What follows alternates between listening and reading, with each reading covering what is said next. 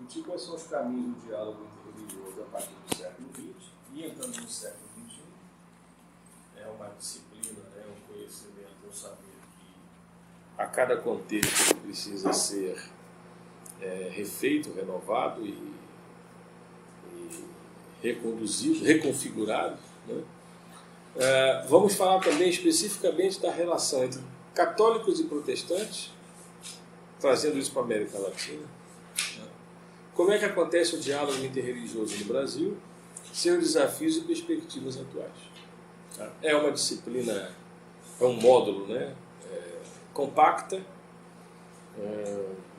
sintético, abrangente, ao mesmo tempo sintético, não dá para a gente explorar muito. Né?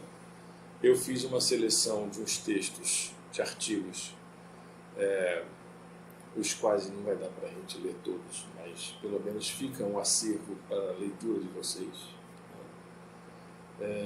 E de uma temática, como eu falei no início, que não chega às nossas igrejas e nem à compreensão dos cristãos em geral, mas que é algo que acontece, que é necessário e que é um desafio e é inevitável dialogar. Aliás, na maior parte do tempo, talvez a gente dialogue e convive com pessoas que não sejam cristãs como nós, e que é necessário dialogar de várias formas. Então, é uma disciplina fundamental, até para a gente pensar também, e não também, mas essencialmente, a questão missiológica. O que é fazer missão? Nós aprendemos, por exemplo, que a missão é enviar um missionário de um lugar para o outro, ele vai falar, as pessoas vão se converter. A fazer missão é mais falar do que ouvir. Né? Você vai, você fala, a pessoa crê pelo poder da palavra e ali você tem uma igreja, você tem convertido, alguma coisa assim. Né? Mas o ouvir, né, e o dialogar, que fizeram parte intrínseca da prática missionária, né, isso tem que ser reavaliado hoje. O que é evangelizar? O que é evangelizar? Então, a discussão do diálogo interreligioso atinge diretamente a questão da missão da igreja. E também nos remete à questão ecumênica, a questão do ecumenismo, que é o relacionamento entre credos e confissões cristãs e também o relacionamento entre credos e confissões não cristãs. Okay? Então, essa disciplina ela serve como um ambiente, né, para a gente pensar essas questões. Que às vezes a gente está só assim, né, joga para o lado, joga para debaixo do tapete, que a gente não quer enfrentar, mas ela está diante da nossa cara o dia todo, o tempo todo. Que é como lidar com o diferente, que pensa uma outra crença, um outro referencial. Então, eu espero que a gente, né, assim, que a gente cresça. Esse é um dos objetivos da disciplina, fazer a gente atinar para certas questões que... Né, há uma vasta bibliografia, como essa que vocês estão vendo aí, que eu não vou comentar, sobre diálogo interreligioso, ecumenismo, teologia das religiões. O diálogo interreligioso é uma discussão, uma abordagem, uma disciplina muito próxima da teologia das religiões. Okay? Que é uma outra disciplina também que nós já vemos aqui no Itelas. Tá? São até complementares, uma entra na outra. Mas é uma vasta bibliografia que eu só estou colocando para vocês tomarem ideia de que realmente em 8 aulas a gente não vai dar para esgotar, né, o diálogo, essa dimensão ampla do diálogo interreligioso. Quais seriam os objetivos aí da nossa disciplina? Né? Eu peguei esses objetivos de um artigo que eu achei muito legal, sobre conflitos e diálogos interreligiosos, que eu peguei na internet, que eu depois vou passar a bibliografia para vocês. Né? E eu gostei como que o autor elencou, eu acho que foi a Dilson Schultz, alguma coisa assim, acho que é o nome do autor, E ele coloca esses objetivos que eu achei muito legal. Aprender sobre a necessidade das práticas de diálogo, amor, gentileza e tolerância para a construção de uma sociedade mais justa. Então, diálogo interreligioso está diretamente relacionado com o compromisso da construção de uma sociedade solidária, igualitária, justa. Okay? Se a gente for ver, por exemplo, em outros currículos de seminário, essa disciplina, eu acho que ela nem existe. É uma disciplina em que não interessa muito você falar sobre isso, né? Porque os seminários teológicos geralmente estão interessados em como fazer a igreja crescer, em como você ser um pastor vitorioso, bem-sucedido, né? Bom, claro que a gente tem essa preocupação, né? Mas o reino de Deus é muito maior do que isso, né, gente? Agora, de fato, eu digo nem o diálogo entre religiões, mas o diálogo hoje já é algo raro, raro, difícil, né? E entre essas questões religiosas, muito mais ainda. Então é uma aprendizagem para a gente também se autocriticar, fazer uma autocrítica, okay? Da minha postura com relação a isso. Mostrar como a perspectiva de diálogo entre as religiões e igrejas pode dar um bom exemplo das possibilidades de diálogo na sociedade como um todo, né? Eu acho muito interessante, assim, aqui na frente, aqui do outro lado da rua aqui da igreja, tem uma Assembleia de Deus. Antes tinha um pessoal franciscano, católico, que usava a casa. Olha, a convivência deles com a gente era de maneira assim muito legal. Foi um bom testemunho cristão para o bairro. Eles vinham aqui, o pastor Igor que ia lá mais do que eu, dialogar, sempre quando tinha uma programação aqui eles vinham, a gente ia lá. Apesar da Assembleia de Deus, até hoje, eles nunca vieram perguntar quem somos nós, e nós também nunca fomos perguntar para eles. Nunca. Quer dizer, entre evangélicos não há mais diálogo. Há uma disputa e uma concorrência. E disputa e concorrência é diferente de diálogo.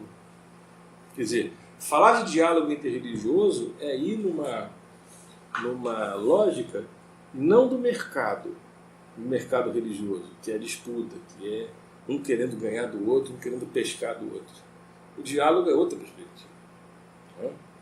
Então, e assim, as religiões dialogando, as igrejas dialogando, os pastores dialogando, nós temos possibilidade de ensinar, de contribuir para a sociedade dialogar. Eu recebi um convite de escrever um artigo no Jornal do Maranhão, que é um jornal católico, do arcebispado aqui do Maranhão. Depois eu vou trazer para vocês. E era justamente sobre diálogo interreligioso. Eu escrevi um artigo sobre. E o arcebispo, Dom Belisário dos Santos, católico, ele gostou muito do artigo e me convidou para tomar um café com ele. Eu não me lembro a última vez que um pastor me convidou para tomar um café. Recentemente, depois do encontro da reforma que nós tivemos, né, fizemos de tudo, eu fiz de tudo para marcar uma reunião, para a gente fazer uma avaliação, para conversar. Não conseguimos. Então, alguma coisa está acontecendo. Vamos mudar. Né? E quando a gente não dialoga, a gente está com problema. Né? E não é à toa que as igrejas evangélicas elas estão numa crise que elas não estão querendo discernir e identificar e reconhecer. Porque o imperativo é crescer, crescer, crescer, vitória, vitória, vitória, prosperidade, prosperidade, mas não está vendo que a crise já chegou. E isso isso teve consequências drásticas para o cristianismo no Ocidente. Cristão, são as chamadas guerras religiosas, né? Cristão matando cristão, de maneira violentíssima. Então isso... Né? Bom, um outro objetivo é a gente se familiarizar minimamente com a linguagem teológica e filosófica sobre diálogo ecumênico e diálogo interreligioso, porque a gente fica longe desse vocabulário, desses termos, né? Daqui a pouco você vai estar num contexto de ter que conversar, por exemplo, com contexto teológico, conversar com o padre, se eu for lá conversar com o Dom Belisário dos Santos, por exemplo, eu tenho que saber, ok, como é que a Igreja Católica lida com a questão da ecumênica, a questão do diálogo interreligioso, como é que eles estão vendo os protestantes, como é que os protestantes estão vendo os católicos. Então, a gente precisa se inteirar dessa linguagem e dessa discussão, até mesmo para o nosso ensino lá na escola dominical, na pregação. Eu me lembro de uma pregação, foi até uma mulher que pregou, né, daqui, que ela, no meio da pregação, ela deu uma palavra assim, tão preconceituosa e racista com relação aos cultos afro, que era incomum a gente ouvir isso aqui na igreja. O pessoal estranhou muito e não gostou, porque a gente não faz essa abordagem. Então, isso está diretamente ligado com a pregação também. Quando a gente se refere, no meio da pregação, a gente se refere a católicos, a espíritas, ao candomblé. Então, a linguagem já pressupõe reserva, preconceito, demonização ou não. Isso é. Então, o outro objetivo também é mostrar como a religião, e o cristianismo no caso brasileiro, é uma dimensão essencial da sociedade e seus movimentos, especialmente sua força enquanto memória coletiva de perpetuação de valores e princípios, de convivência social e harmoniosa. Ou seja, o Brasil, vamos dizer assim, 90% da população se diz cristã. Pode não estar dentro de uma igreja, mas é cristão. É cristão. Então, se o cristianismo brasileiro é uma dimensão até identitária da sociedade, as famílias estão ancoradas em valores cristãos, pelo menos teoricamente. O diálogo interreligioso e ecumênico, há uma diferença que a gente vai falar sobre isso, ele é essencial para a gente também construir uma convivência social harmoniosa, no mínimo, coisa que está faltando. Né?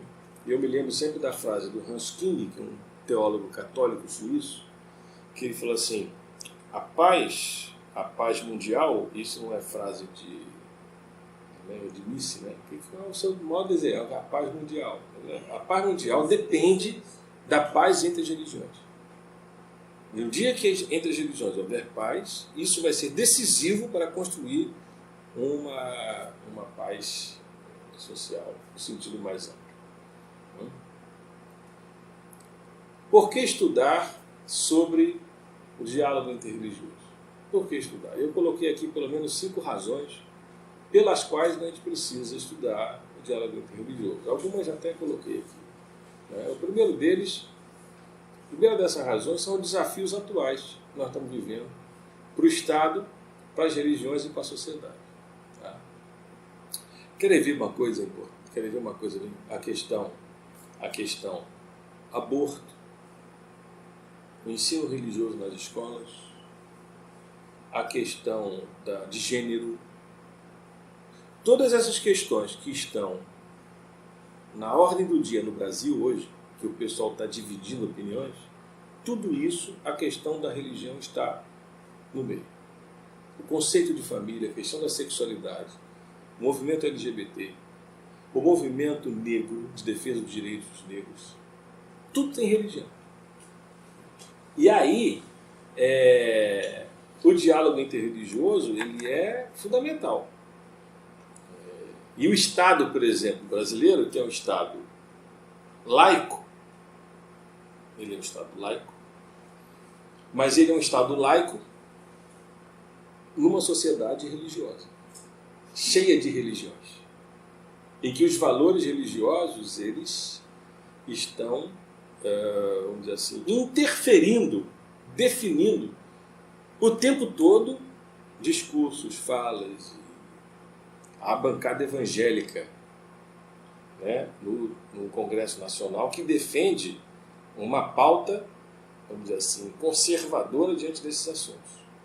Há a bancada que não aparece também dos espíritas. A mídia só fala da bancada evangélica, mas a bancada dos católicos e a bancada dos espíritas. Tá bom? Mas o Estado é laico. Okay? O Estado, quando ele tem que cumprir a Constituição, embora invocando o nome de Deus, né? Mas todo o texto ele é arreligioso, todo texto. Então, como é que numa Constituição você invoca o nome de Deus, mas depois tudo se resolve por uma racionalidade, se constitui por uma racionalidade arreligiosa? A questão das leis, dos direitos, dos deveres, o pacto federativo, o modelo político, tudo.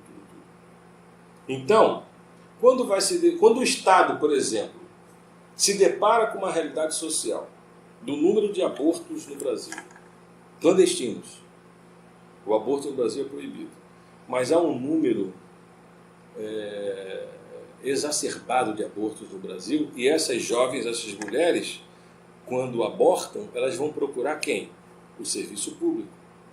Então, existe um gasto público exorbitante para tratar de mulheres, de meninas que abortaram. Ora, se você não criminaliza o aborto, okay?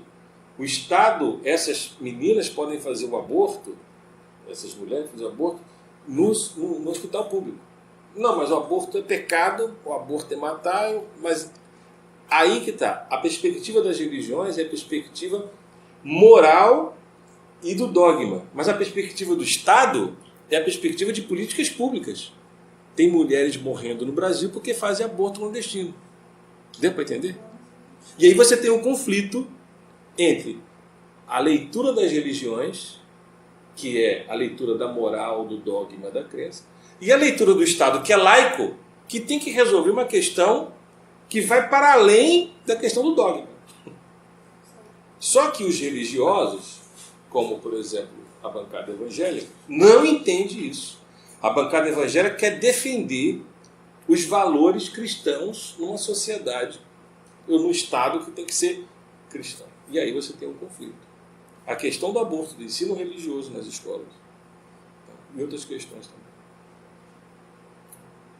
Por que estudar o diálogo interreligioso? Por causa de três processos, eu coloquei E aí, mas é numa vírgula. 3 processos que estão imbricados, que a gente ouve falar muito: secularização, laicidade e pluralismo religioso. Tá? Então, secularização é diferente de laicidade, embora estejam vinculados, tá bom? São termos da sociologia, são termos das ciências sociais, mas que a teologia usa e precisa discutir, ok? Precisa discutir. A secularização é o processo de longa duração de deslocamento do religioso do centro da vida social e política. Né? O que foi a secularização? Antes, a religião estava no centro. Todo mundo vivia em função da religião. A secularização é um processo de deslocamento. Não foi de destruição da religião. Mas de Opa, religião, você fica aqui do lado, que agora é a política, é a racionalidade política da modernidade. A laicidade é um desdobramento disso. Você tem espaço antes, no Brasil, na Europa, tudo era cristão. Tudo era cristão. O teatro cristão, a escola cristã, a faculdade cristã, até a igreja é cristã. O rei é cristão, todo mundo é cristão. Hoje não. Você tem ambientes, instituições que não tem nada a ver com religião. Nenhuma. Laica. A sociedade. O Estado é laico. Quando o presidente lá, o usurpador Temer, né, vai assinar um decreto, okay, ele não está fazendo isso em nome de Deus. Está fazendo isso de uma racionalidade política. Nada a ver com religião. Isso é laicidade. Né? E o pluralismo religioso, que é, quanto mais complexa tem ficado a sociedade ocidental, brasileira, mais plural ela fica em todas as dimensões, inclusive religiosa. Inclusive religiosa. E a questão da sexualidade, por exemplo, hoje, se a gente for discutir a questão da sexualidade, existem várias classificações para opções sexuais. Antes era homem e mulher, não é? E homossexual. LGBT já está ultrapassado. Tá? Existe metrosexual, transexual e vai. Okay? Tem gente que não se define, que não tem mais gênero. Não tem mais gênero. Não é nem macho nem fêmea, nem masculino nem feminino, nem homem nem mulher. E nem LGBT também. E aí, essa é uma questão plural. É plural também na questão política. É plural na questão religiosa. O que fazer com isso?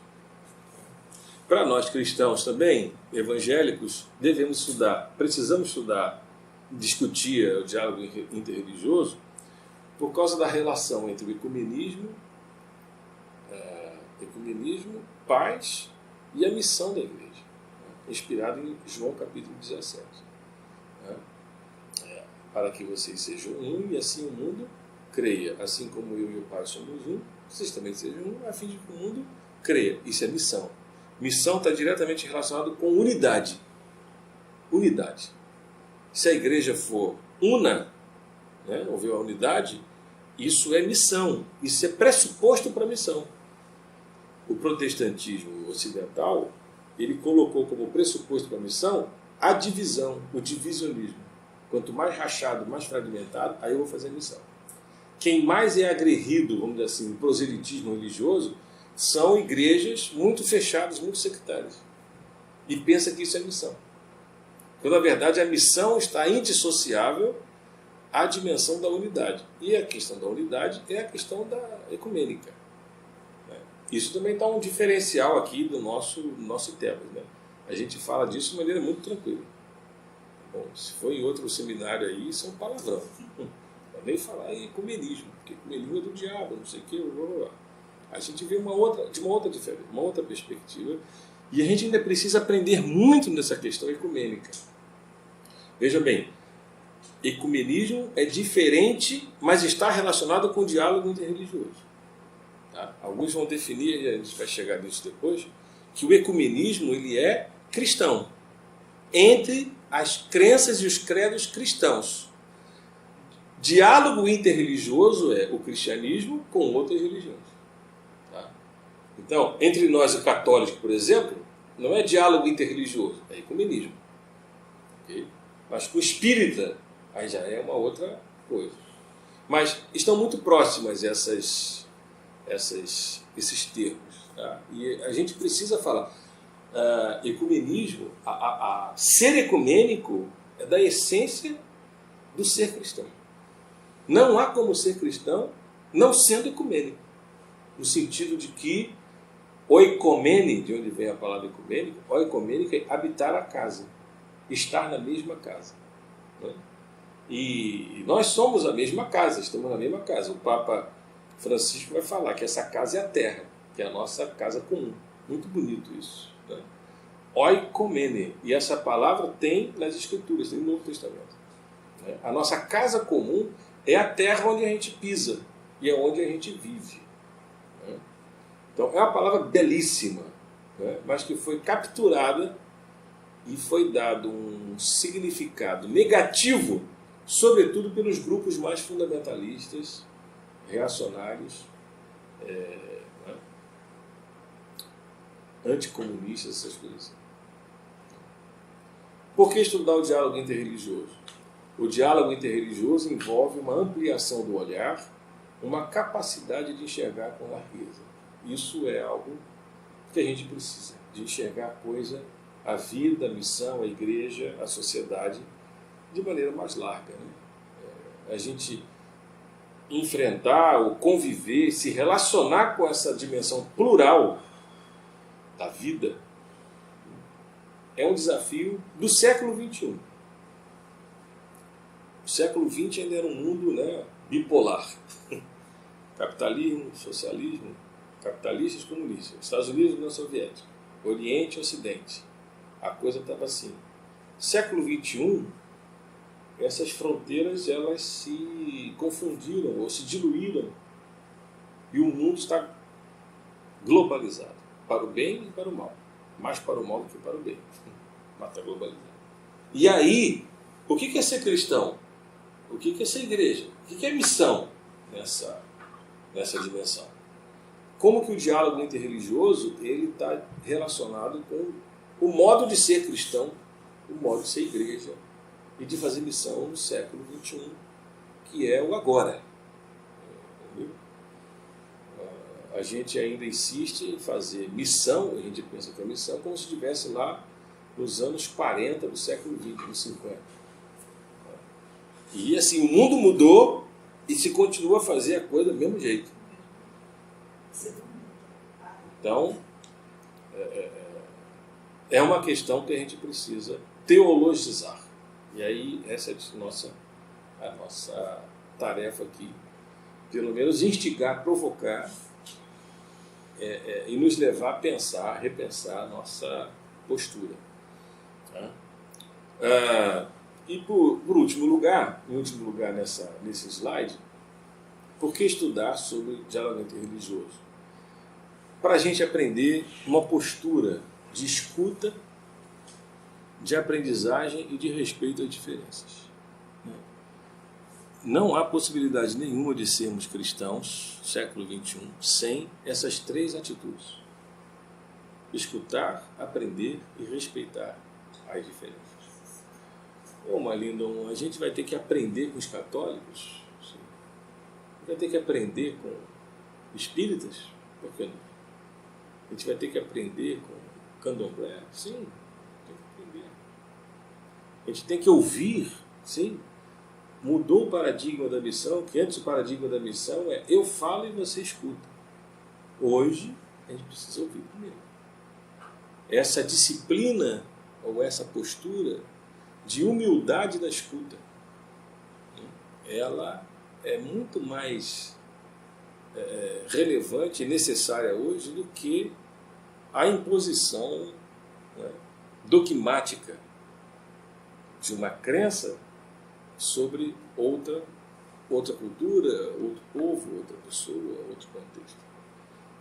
E de respeito às diferenças também, quer dizer, não é aquele respeito às diferenças em que você está obrigado a engolir seco o que a pessoa está fazendo. Está doida para pular na jugular do camarada, mas você tem que respeitar. A gente pode respeitar, sim. Ou então a gente pode respeitar no sentido pleno da palavra, de um respeito mesmo. Você pode estar discordando, você pode não estar gostando, você não é odiar a pessoa por causa disso. E respeitar, porque essa é a história de vida da pessoa. E isso é uma postura cada vez mais necessária à nossa vida, né? Em todas as dimensões e como igreja também. Então, evangelizar hoje começa pela atitude da escuta e não da imposição. Vocês concordam com isso? Hein, Alcimar? Isso é fácil?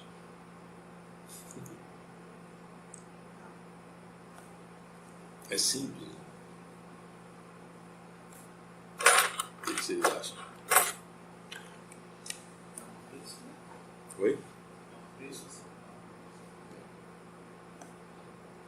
Dialogar com outros credos significa perder ou abrir mão das próprias convicções?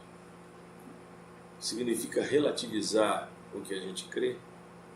Significa a gente perder o referencial da verdade que nós cremos? São questões. Dialogar significa eu abrir mão, eu renunciar, o que significa dialogar? Essa é a questão central para a gente pensar essa disciplina. O que é a gente reconhecer as diferenças e como lidar com essas diferenças. Como lidar com essas diferenças? Quando nós olhamos alguém estranho à nossa fé, à nossa crença, no gesto, na postura, na indumentária, qual é a nossa reação? Nós temos a tendência, em geral, de rejeitar e de reduzir o outro ao nosso olhar, à dimensão do nosso olhar. É o que alguns vão chamar de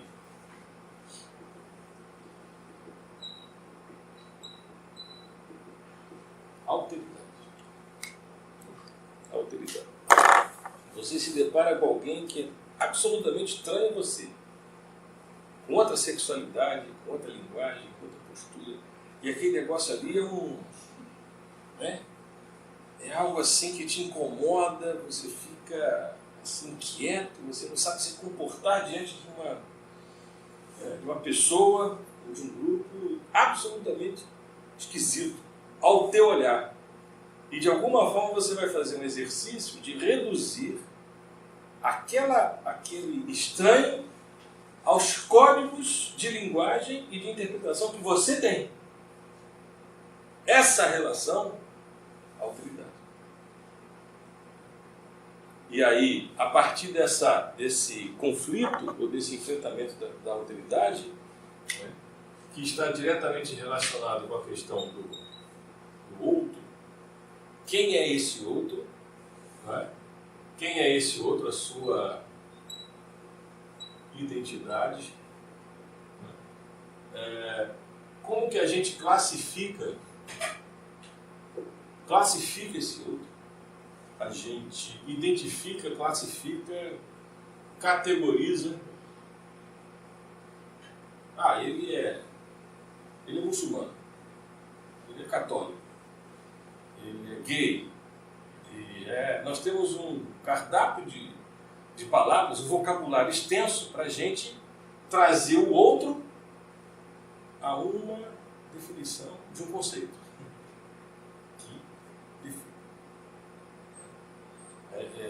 E aí, a partir disso, a gente pode se tranquilizar e saber que nós estamos certos. Porque conseguimos reduzir o outro a uma categoria nossa de identificação. A questão da alteridade, então, se torna central em todas as dimensões da vida e do diálogo interreligioso. A questão das diferenças. De maneira assim, até abrangente e superficial, por exemplo, os norte-americanos, eles criaram uma postura, vamos dizer assim, para tentar lidar ou resolver com esse conflito da alteridade do outro e das diferenças. Porque a sociedade norte-americana é uma sociedade plural. Você tem indígenas, você tem negros, você tem... E aí, criaram um código, ou vários códigos linguísticos, para que você se relacione com o outro, sem que necessariamente você tenha que aceitar o outro. É o politicamente correto. Politicamente correto é o quê? Você é racista, você não gosta do outro, mas você usando uma linguagem social em que você não se compromete em ser classificado como um racista, um preconceituoso, uma pessoa que discrimina, você usando essa linguagem socialmente, você está safo. É o politicamente incorreto. Então, se você se voltar para alguém e falar que essa pessoa é preta, mas de alma branca, viu? Que é uma linguagem que nós temos, né, racista, por trás disso. Você tira isso do teu cardápio, do teu vocabulário, mas não significa que você deixou de ser racista. Então, quando você se refere a uma pessoa que é negra, você é muito inteligente, gosto muito dele, ok? Eu aceito ele como ele é politicamente correto. Mas isso daqui está encobrindo uma hipocrisia. Porque no fundo... Então, se a gente for levar essa questão para a religião, isso então está cheio. Vocês são politicamente corretos? E o que se instaurou na sociedade norte-americana e aqui no Brasil também diante do politicamente correto, você tem uma vigilância. Uma vigilância. Se alguém falou um termo ou uma palavra que se remeta a uma questão do racismo, do preconceito, não sei o que, do não respeito, se vai em cima dessa pessoa, de maneira contumaz, e isso pode dar até processo. Né? Pode dar até processo. É uma vigilância social àquele que não usar um código. Então, o politicamente correto, do meu ponto de vista, ele não resolve, ele superficializa as relações, ele não vai ao cerne da questão da alteridade. Porque a questão da alteridade é assim, você se defrontar com o outro e a partir das idiosincrasias que cada um possui, seus preconceitos, construir uma relação que se torna diferente e até superior ao que era antes. Do meu ponto de vista, a igreja é um espaço, deveria ser, em que essa autoridade, não politicamente correto, em que o enfrentamento sem máscaras do que as pessoas são, como elas são, e que isso deveria acontecer. Nós estamos tendo um caso, uma situação aqui, que ainda não é uma situação ruim, não, já falei aqui para vocês, já temos duas mulheres que vivem juntas que estão frequentando a igreja. E a filha de uma delas, né, ela também frequenta agora a igreja. E assim, a impressão que nós temos é que a igreja como um todo não sabe, alguns perceberam e alguns sabem, né? E o interessante é que o testemunho delas, né, o fato de que se sentem bem na igreja, são acolhidas. A filha, né, de uma delas gosta da igreja, quer vir. E o que você vai fazer com isso? Está em pecado? E se chegar para você e pedir, pastor, faz uma oração pela nossa irmã, e agora? Isso ainda não chegou a acontecer. Eu estou aqui problematizando, porque pastoralmente a gente vai ter que agir assim. A igreja, a partir de agora, tem que lidar com isso. Eu vou fazer uma igreja só de héteros, de pessoas que pensam igual, que falam igual. E aí você estabelece o politicamente correto, uma vigilância farisaica uns para com os outros, enquanto você sabe que um é homossexual, a outra é lésbica. Mas todo mundo tem uma postura hétero. E reproduz um código de linguagem aceitável na comunidade. E foge da confrontação da autoridade, da desonesta com o outro. Eu estou aqui problematizando até como uma extensão da nossa teologia pastoral.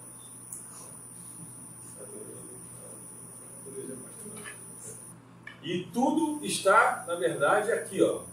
O que fazer com o outro? O outro é herege, o outro é pagão, o outro é o quê? Assassino. Assassino é criminoso, né? É corrupto, né? É do PT. O outro é do Bolsonaro. É do Bolsonaro, isso mesmo. O Bolsonaro é fascista. Pior ainda. É fascista. Vejam as categorias que a gente usa quando a gente, na verdade, foge, né? E a gente se protege porque o outro nos ameaça no nosso conforto ou na nossa falsa segurança identitária. Enquanto o outro também é normal. O outro é o outro. E aí, como dialogar? Se você estabelece um diálogo, né, com esse outro, você está trabalhando a questão da autoridade. Eu pensava comigo a respeito disso. Eu digo que essas pessoas estão vindo para a igreja e elas estão querendo ser pastoreadas. E vai chegar um dia que elas vão querer receber a Deus, vão querer casar, Claro. E a gente vai ter que fazer isso. E assim, não vamos entrar no mérito aqui se é pecado ou não é pecado. Só que as pessoas existem. Igual o leproso, quando chegar para Jesus, o cara sabia que ele estava errado. Ele era amaldiçoado por Deus. Mas ele não deixava de buscar Deus e queria uma cura, queria uma solução. Ele vinha até Jesus. E Jesus aceitava e tocava nele. Essas pessoas existem. A questão que se coloca, essas pessoas existem. E nós existimos também. E elas nos ameaçam, elas nos questionam. Ameaça não, eu me sinto questionado, não ameaçado. Eu me sinto questionado, isso é bom, necessário. E assim, quando a gente fala de diálogo, a palavra é logos, né? Discurso, fala, né? Entre dois, né? Duas partes, logos, dois discursos. Não é? E o logos, ele pressupõe dois lados que interagem. Isso é a questão do diálogo. Ouvir, falar. Ouvir, falar. Eu lembro que foi o Leonardo Boff, né? Quando fazendo uma relação entre a palavra símbolo, o símbolo é aquilo que une, né? Que reúne. Né? Então, que você tem homem e mulher, né? Teoricamente, né?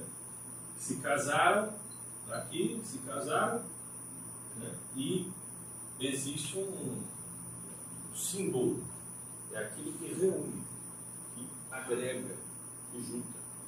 E o que separa é o diábolos. Não é a palavra diabo, é o que racha. Então, o diálogo, ele é o oposto.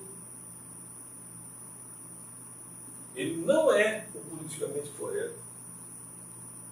Ele enfrenta a questão do preconceito, da discriminação que nós temos e dos ódios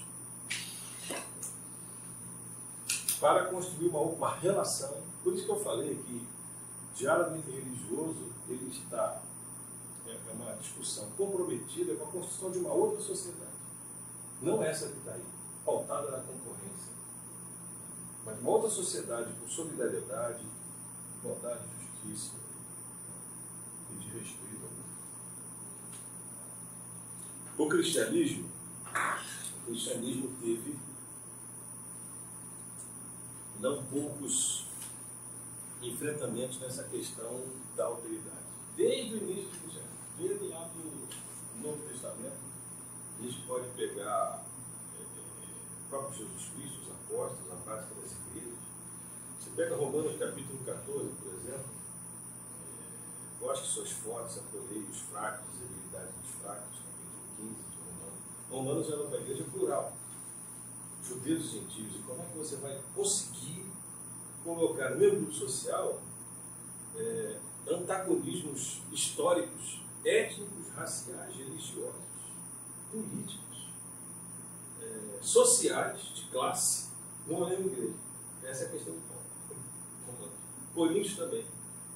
Como que, se as igrejas cristãs fossem judaicas, né, de judeus, você está praticamente todo mundo igual. Mas e os gentios? Quando a igreja é só de gentios e quando a igreja tem gentios e judeus. Essa é uma questão.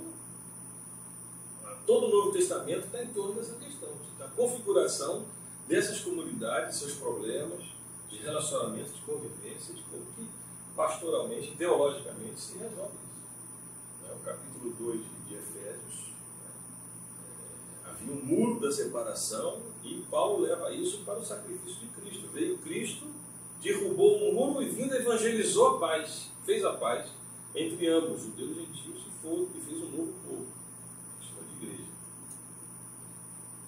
A igreja é o lugar. Agora, o cristianismo, então, sempre enfrentou essa questão da alteridade, porque a igreja, ou o missionário, ou o grupo de missionários, eles partem de uma cultura, de uma visão de mundo, e indo por todo o mundo pregando o evangelho, eles vão se defrontar com outras visões de mundo, outras leituras.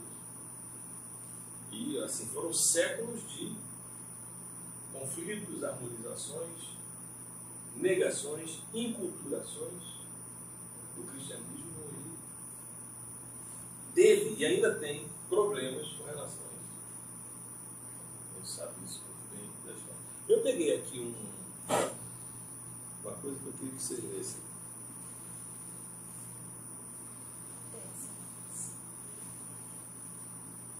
Dá para ler lá? Eu queria que vocês lessem e depois a gente comentasse. Quais são os elementos aí que estão em consonância com a visão cristã? Vamos fazer esse exercício.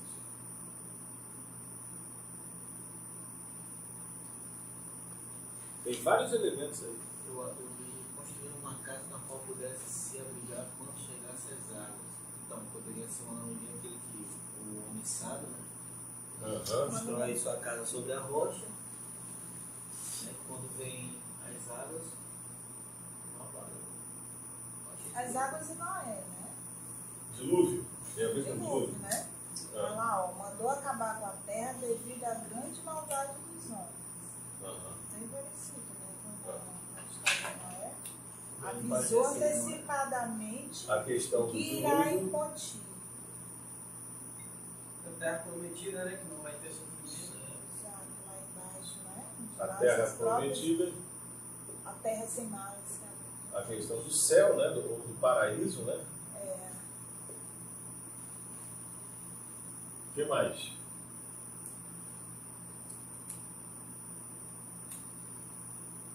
Quer dizer, Se construíram. é a questão do juízo, né? É, do juízo. Juízo final. Construíram uma grande casa que pode se dizer que foi arca, né?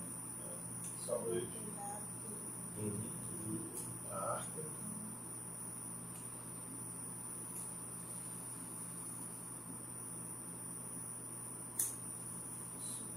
Quer dizer, aí as plantas nascem por si próprias. E, quer dizer, essa coisa do paraíso, né? Do Éden.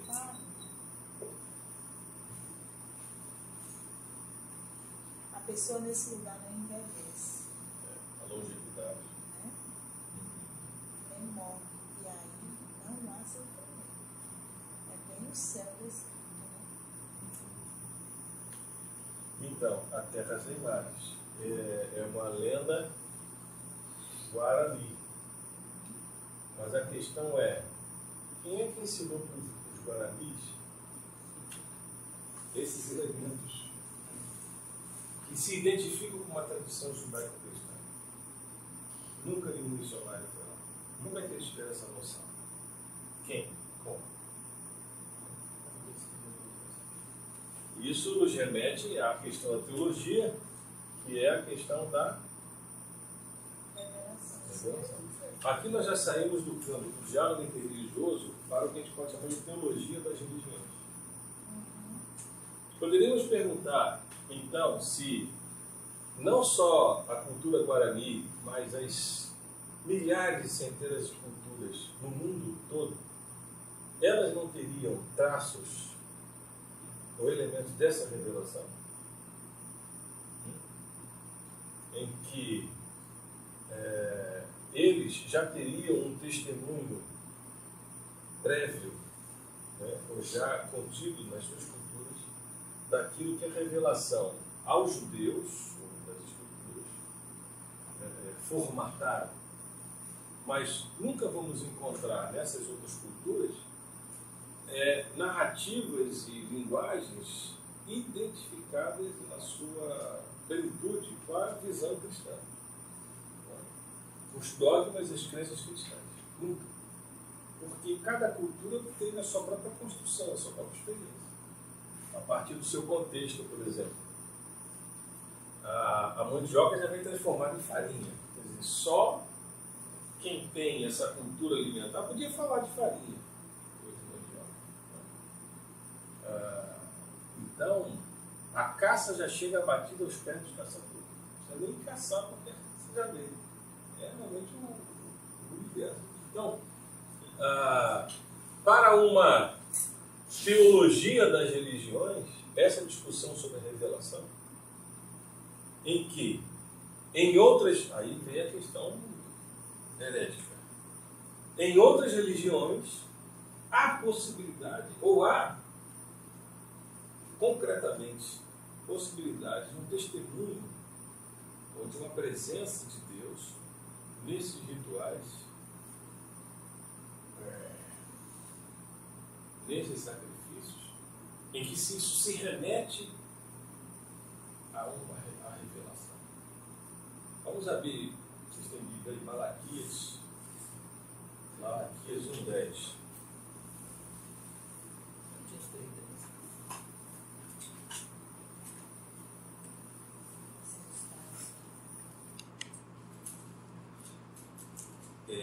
Malaquias. Onde é que está Malaquias? O último livro.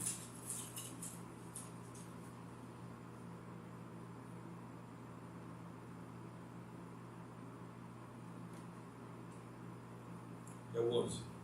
No 11. E aí, Malaquias 11. Mas desde o nascente do sol até o poente, é grande entre as nações o meu nome, e em todo lugar ia queimar incenso e trazido ofertas puras, porque o meu nome é grande entre as nações. Isso o Senhor dos Exércitos. E aí? Isso aí não está dizendo que no meio dos cultos, ou naqueles rituais de sacrifício, dos cultos das nações pagãs, Deus, o nome de Deus está sendo. E aí? Ora, duas coisas aí. Dois desdobramentos. Significa a revelação de Deus não pertence somente a Israel e à tradição judaico-cristã. Não sei se vocês concordam. Esse é o segundo desdobramento. Para quem evangelizar se ele já tem... Já se revelou. Já se revelou. Gente, isso daqui é uma problematização da teologia da religião.